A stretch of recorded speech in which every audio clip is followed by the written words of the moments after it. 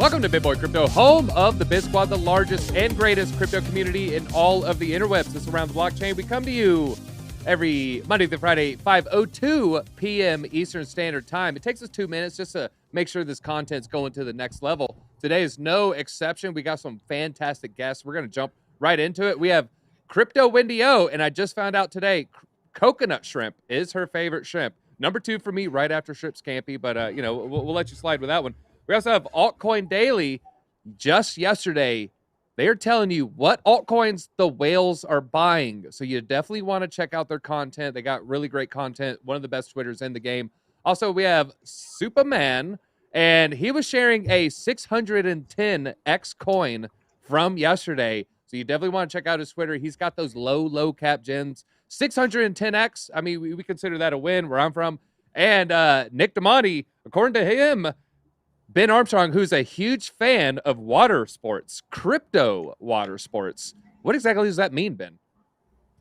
Well, we did have a hashtag XRP on me earlier. We were talking about raining XRP on everybody, and people took that the wrong way, apparently. Yeah, so I think that's what he's referring to, because I don't know what else, and if I did know what else, I would be very honestly, had I known that's what it was referring to, I wouldn't have said that. Yeah. But, cat's out of the bag at that point. But, yeah, we got some great topics. We're going to be talking about some metaverse wars. I see you in the I think this is the YouTube chat. You're already jumping in on Mark's haircut. I don't know what's wrong with his haircut. Obviously, hair's a soft subject for DZ. And we have BlockFi versus SEC. But before we do that, you know what time it is. It's your favorite time. It is the market watch time, and it has been a volatile week. So we definitely want to see what is going on with Bitcoin and Ethereum. And it looks like the pain has slowly ended. It's slowly starting to ease. We're still seeing support at 60,000. I'm still feeling good about that. ETH at 4,200. Let's just rewind. I mean, rewind back to how we felt 2 weeks ago when Bitcoin hit 60,000. We felt pretty good, and then all of a sudden, now we're feeling bad that it's at 60. If we look at some of the top gainers, look at that. Voyager token up 42%. Crow up a good old 25% almost right there. Cardano, we've been talking about it a lot here. Wax. Oh, man, it looked like a really good purchase. I moved some alts into Wax about 48 hours ago. Looking really good. IOTX down about 10%. Live Peer looks like it just jumped into the 100. Might be falling out. Zcash, you let me down, Zcash. But yeah, Bitcoin, it seems to have strong support at 60,000. Wendy, is that what the Fibonacci levels are telling you, or is it looking more like a 58.5 or a even lower maybe? I like 57.5. That's my area. And if we break below that, then you're gonna have to call mommy. Mommy's gonna have to coddle you and bring you some chicken tenders and some orange soda. All right, you hear that, basement? Mommy will bring you tenders, so it's going to be okay. Maybe even some meatloaf, so, one can hope. All right, before we get into the Metaverse Wars and BlockFi, it is time for the lightning round, and today we get a new graphic. Oh, look at that. Power level equaling 9,000 there. All right, we're going to start opposite order. We're starting with Ben. We're going to go counterclockwise here. Ben, what coin is going to fall out of the top 100? Sushi, Raven Coin, UMA, or, maybe something else? Yeah, so those are 3 coins that are close to the bottom. But for me, I'm taking OMG Network. OMG Network is, no offense if people love this coin, but I've always thought it was a little bit overrated. It went on a giant price spike earlier in the last, couple of months. And it hasn't been able to really, hold that. And so it does look like to me, it's already down at number 88 and it's down 32% for the week. It doesn't have to drop too much further to drop out of the top 100. So that's what I'm going to take. All right, Superman, what coin do you think is going to fall out of the top 100? We have Raven Coin, we have Sushi, we have UMA, or maybe a coin we're not really on our radar yet. Well, I personally think that Raven Coin shouldn't even be there, so I'm surprised that it's around, to be honest. I always thought that Raven Coin was a bit of a community coin, but like Apollo, where people used to be shilling that, but I never really took it seriously.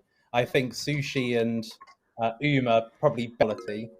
They're both DeFi, which isn't really in trend, but I personally would rather see Raven Coin leave the top 100. When I look at Raven Coin's utility, I'm like, well, they have a wallet, and besides that, it's the utility, just people mine it. But, for some people, that is enough. Altcoin Daily, what would you say? You got altcoin in your name. We're really expecting, maybe you got a deep cut. Is it going to be Sushi, Raven Coin, or UMA, or, maybe something else on your radar here? Well, first off, love being around the blockchain. Thank you for inviting me. Always love the Altcoin Daily ATB collab. And I'm going to turn it right back on you, DZ. And I'd say, give me a reason that Raven coin should be in the top 100. It's not DeFi, like Superman said. That was rhetorical, DZ. I'm still talking. All right, just kidding. Not to make it weird. That's good. No, it's not DeFi. It's not decentralized exchanges. Obviously, we see a clear need and want in the market for DEXs. What was the other one besides Sushi? UMA. It's not decentralized. Yes, exactly. Derivatives. Raven coin is proof of work. Nothing wrong with that. My general thesis is that, Bitcoin's going to eat up all these proof of work chains in the long term. That's why we're seeing so many switch to proof of stake, that reason among others.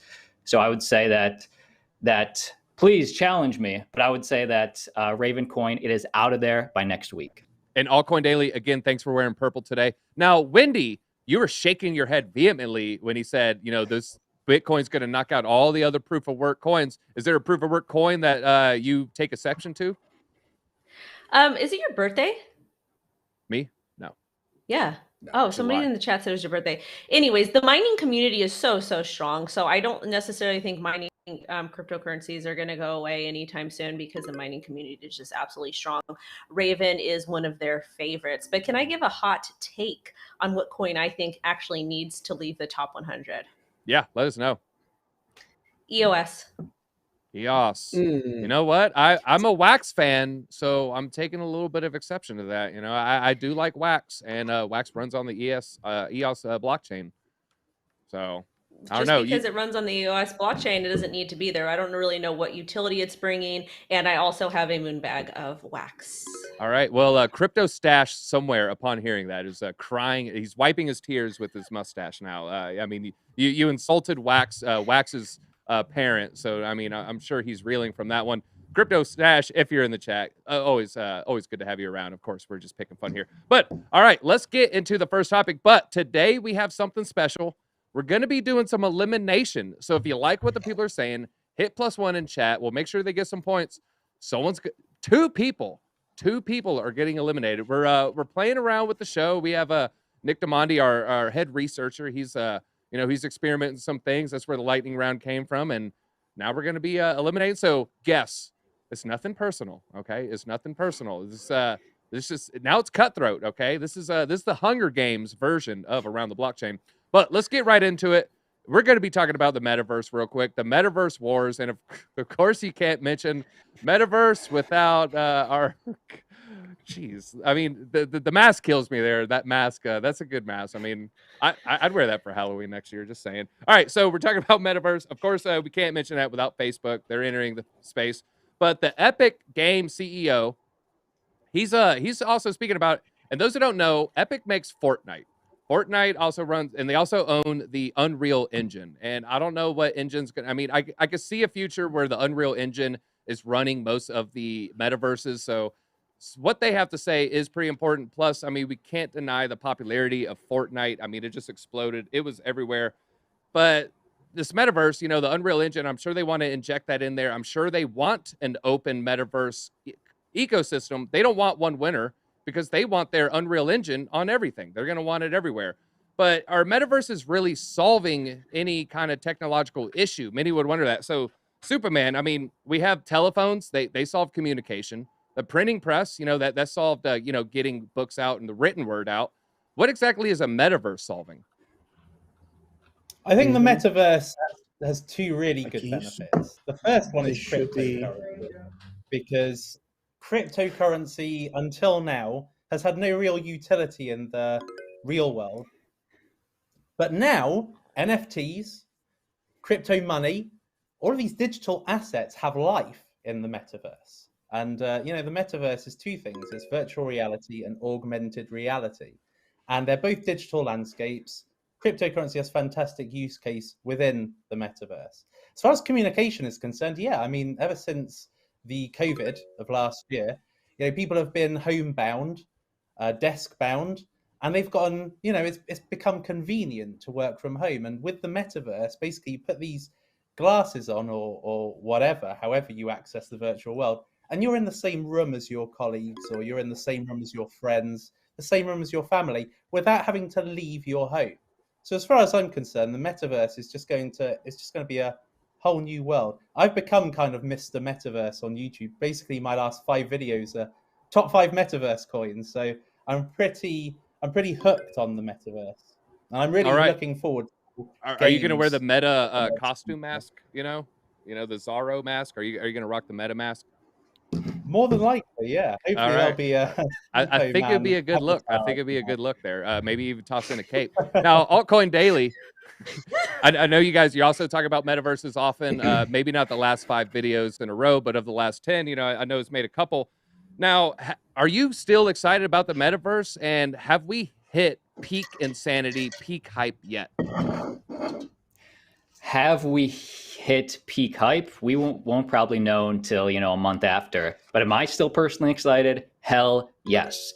And the reason is you have to ask yourself, do you think in the long term, is the world trending more digital or less digital?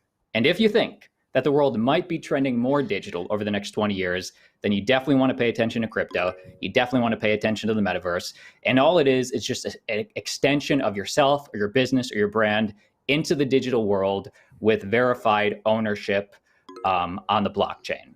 So I would say, yeah, DZ, I'm pretty excited. Yeah, I'm pretty excited. And Maggot for Life in the basement chat, he said, we thought social media is making things less personal. Wait until the metaverse is here. So it's kind of speaking of what, Suppoman is saying, this is the next form of communication. Now, Wendy, metaverse pioneer Yat Su, I think I'm saying that right. He says he sees Facebook and Tencent as their threats to an open metaverse. They're saying, this is something that we should be worried about, these closed ecosystems kind of putting a stranglehold on this.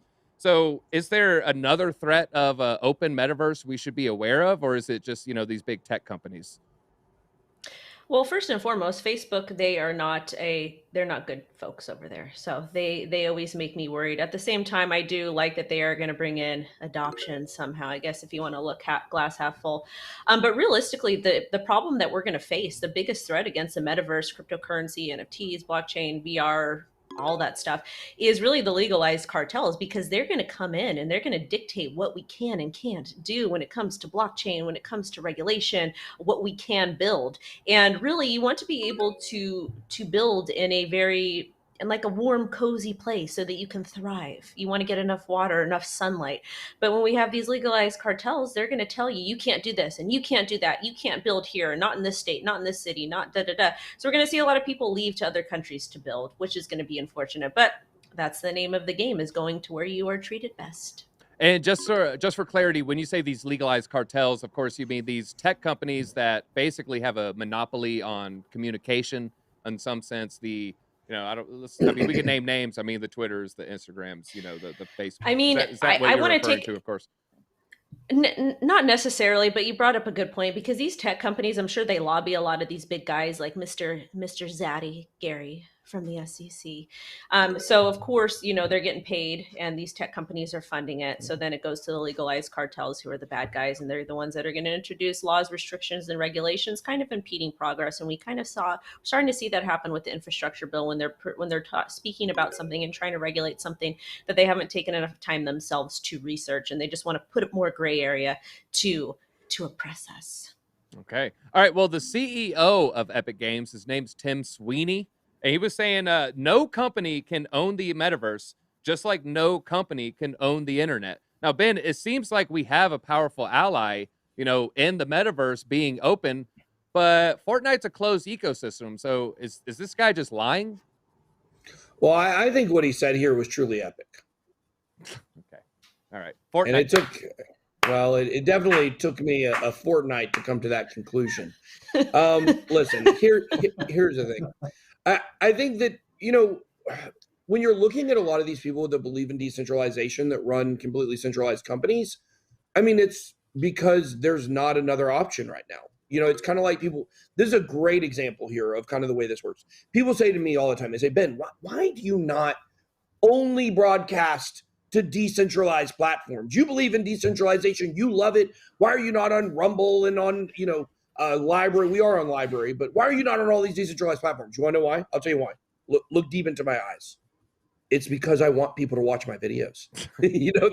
That's why. Because obviously, if you're on those other platforms, they don't have the user bases large enough to support creators like myself and like all the people on this show here today to be able to maximize our views and the return on investment on our time and our attention and all those things. So just because I believe in decentralization and I understand the future of it, that doesn't mean that I'm willing to jeopardize my present and my future in business to be able to, move to those platforms to capture the essence of decentralization. There is a process. And so I don't think, just because he's, saying I believe in this, and then he's got Fortnite, which is really the best example out there of a centralized closed ecosystem where people are losing value and getting value sucked away from them on those Fortnite skins. I think they said that just in one drop, they made $50 million on one skin. Like, it's insane how much they make with the V-Bucks over there, at Epic Games. But that doesn't mean that he's not, for blockchain or for decentralization. It doesn't mean he's against it, I mean. So I think we just got to get time to play out. But I do think it's one of these things where eventually the rubber has to hit the road, kind of like with us in decentralization. Like, look, if there was a platform out there that rivaled YouTube in size and we would make a jump, then we would probably make that jump. But we're a long, long ways away from that. I think he probably sees that in the blockchain gaming world as well. All right, you said it perfectly, sucking away the value from their users. I was caught up in the Fortnite hype. I spent probably hundreds of dollars.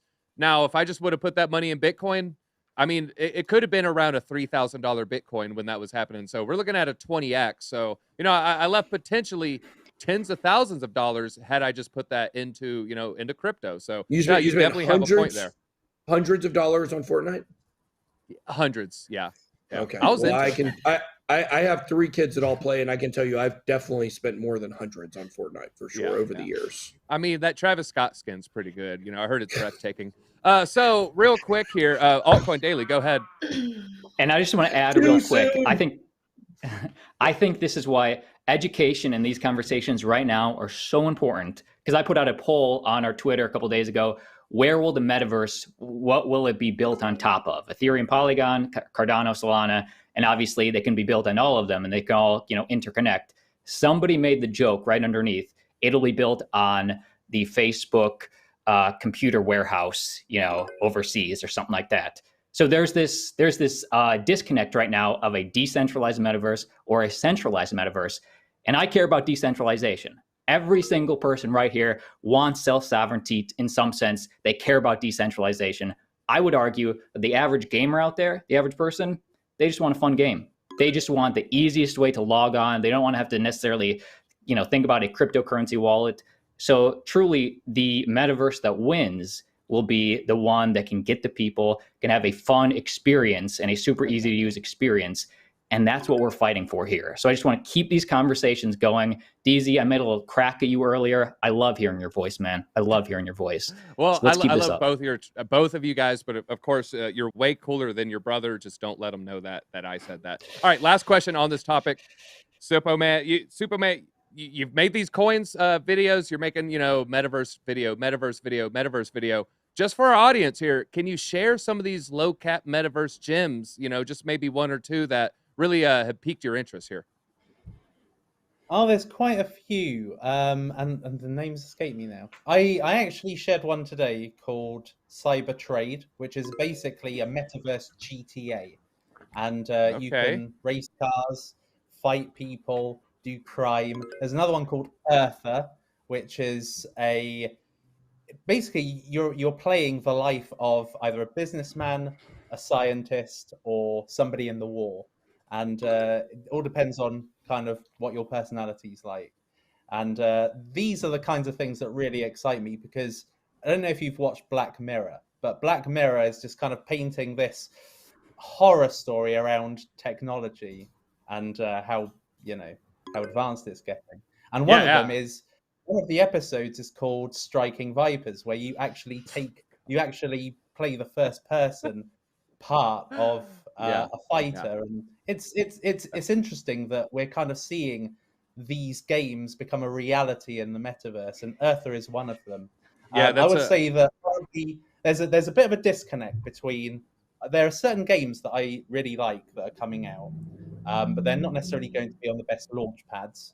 The launch pad that's doing what I would love in an ideal situation is to have one of these really good immersive AAA graphic metaverse games coming out on Bluezilla. Bluezilla is the one responsible for the 610x yesterday. So they're masters at bringing out coins. So if you have that was an interesting episode to reference. It was better than the premiere episode with your prime minister, I guess. But yeah, those two episodes, those are some odd ones. But all right, that is end of round one. You know what that means? It is time for elimination. Now, BJ, do you need me to hit the button, or I'm gonna let you handle it?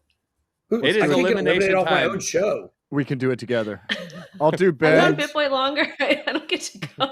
Oh my god. DZ gets to go. DZ has to go, not me. Bye. BJ's hosting. All right. Well, Wendy, go enjoy your. I'm sure you got tacos or a sandwich or something. All right. Well, yeah, we're just trying this out. So I hope y'all like that graphic. Our graphic department labored over that over many a fortnight. They were laboring over that. So that's why it took so long. But all right, now we got Suppoman and Altcoin in the final round. They're the final bosses. Only one of them is going to win. This ought to be interesting. All right, let's go to the next topic here. BlockFi versus SEC. BlockFi, of course, came under scrutiny when it had the whole the spotlight was put on it because they're basically giving us a good rate on our savings. That's all they were wanting to do. A simple 5%, a 7% for USDT, I think it was. They're trying to beat the bank, who is giving 0.05. BJ actually had a funny story where I think it was his girlfriend said, yeah, I'm getting like 5%. He's like, no, 0.5%. No, it was like 0.05%. So, and they just wanted to end that. They wanted to give us good rewards just for holding, money in their account. They're investing on it. So it's on the back foot. They're getting bullied by the regulators. Big surprise there. The regulators coming after again. Now, Altcoin Daily. Stablecoins, they seem to they're on the run right now. I mean, they're coming after them. They're sicking the wolves after these coins.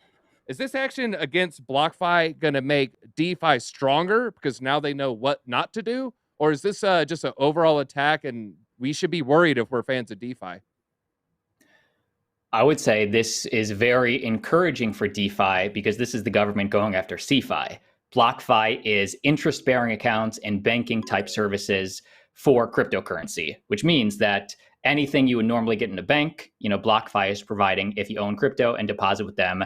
And they're going after that low-hanging fruit first. And the biggest outrage in my book is, and this was illustrated by Ben Armstrong, CEO of Coinbase, tweet thread a couple months ago, that they're saying, one, you're not allowed to have these interest-bearing accounts. We have to control everything. But two, they're not letting these companies know what are the rules. Ben Armstrong of Coinbase CEO asked, just let us know what rules, we want to follow them. We want to work with you guys. We're obviously a centralized company and we're going to comply. And the regulators gave them nothing. So in my opinion, I don't think this is the end of BlockFi. I don't think this is the end of interest-bearing accounts. But I can see a world where they have to register these different accounts as securities and come much more under the umbrella of regulators in the US. Yeah. I mean, definitely. I mean, Ben Armstrong mentioned it. Ryan Selkis mentioned it. Naval Ravikant mentioned it. All these people, these big, a lot of them are billionaires. They have a vested interest, and they're not just trying to keep their bags inflated. They do want to navigate these waters correctly. And when, we're not given any kind of buoys or spotlight, we might just run up on some rocks and, that would be bad for everybody, bad for America, bad for crypto, just bad overall. It doesn't look good on the regulators' end, of course, either. Now, the BlockFi, they're a high interest account. It's based out of New Jersey, I think. And, traditional finance, they don't like this, obviously. It's really, really bad. Now, Suppoman, are they going to throw in the towel here, do you think? Or are they going to pull like a XRP, fight it out in court, maybe even switch to a DAO? How do you think BlockFi is going to navigate this? I think they're probably just going to end up paying a fine. Okay. I think that's probably what the SEC, this is what I don't like about the SEC. Like, they will go after every avenue of cryptocurrency that does well, and they'll try and make money from it, just like the tax man makes money from people and their cryptocurrency gains. You know, it's just if there's a way to be able to make money, throw your weight around, bully an emerging technology, then it's going to happen. You know, the US has been, you know, quite well as far as sanctions is concerned, quite terrible. There's so many of my watchers that want to get involved in launch pads, things that require KYC, they can't, and it's all because of the restriction of innovation, restriction of, you know, freedom. So yeah, so I think that's probably how it's going to end up. It's going to be probably a little bit of an XRP situation. The difference being is that I'd rather XRP was that you may not like to hear this, but I'd rather XRP was just not around anymore. All right, XRP Army, I'm looking for you in the chat now. Go ahead and hit that like button. XRP Army, let them know you're representing here. A lot of people like, hey man, Suppoman, I was watching him 2017, 2018. Got a lot of fans coming out of the woodwork here, so good stuff. DZ needs to be eliminated. You mother trucker, you. All right, now the SEC, they're clearly protecting their, you know, their masters. I mean, if we go ahead and say that, you know, they're all connected. They all, like, you know, have jobs. They're all shaking hands in those cigar-filled rooms that we like to allude to. Now, altcoin, is the writing on the wall for stable coins in the future? Is this something that, you know, all stable coins, even like a USDP, is this something that all stable coins need to be worried about? Regulation? Yes. Hell yes, especially if you're in the US. And again, this is a big illustrator of the difference of CeFi and DeFi. USDC, they want to comply. They're telling the government, please let us be regulated. You know, we'll work with you. And then we have, you know, the make or dies, the decentralized versions, all these different protocols popping up and trying to solve the decentralized stablecoin solution. So if you're centralized, you are going to be regulated.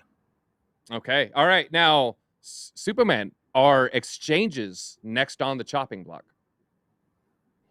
Well, centralized ones, I think they're always in the firing line. I imagine